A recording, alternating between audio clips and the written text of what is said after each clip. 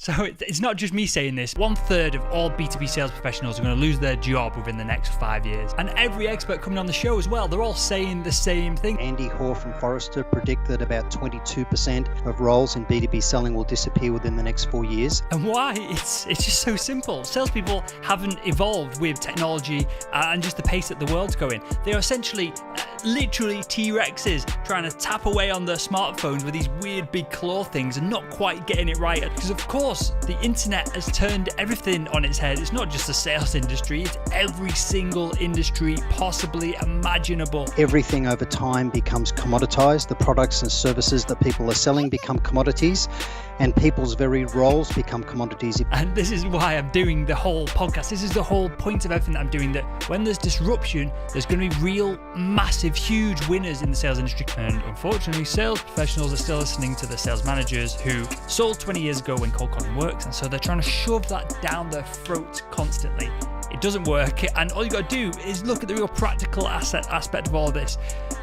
When was the last time you picked up a phone call from someone that you didn't know the number of? The salespeople in all this disruption who can build an audience that really values them, and they've got an asset then where they can take from them to company. That is the people who are going to win. They're the sales professionals that are going to have a job in 5 years. Of course, look, you can literally take a monkey and get them to point out product specifications on some kind of spreadsheet or something along those lines. There's no skill, there's no value in that, especially not with the internet. Obviously, information is free.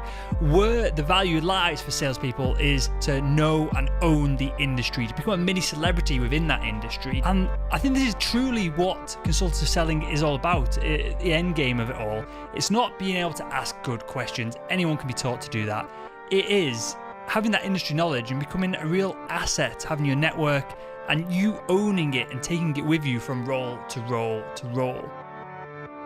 The reality is the salespeople who embrace technology, all forms of it, to become much more efficient and use it to create leverage to start to expand the reach of their network and build trust with people in advance of meeting.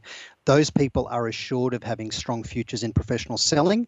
But the people who wrongly and naively believe that their value is in the relationship that they have with someone are in for a really rude shock, because I don't think customers and prospective customers are bored and lonely and looking for people to have coffees and lunch and meetings with. They're all busy.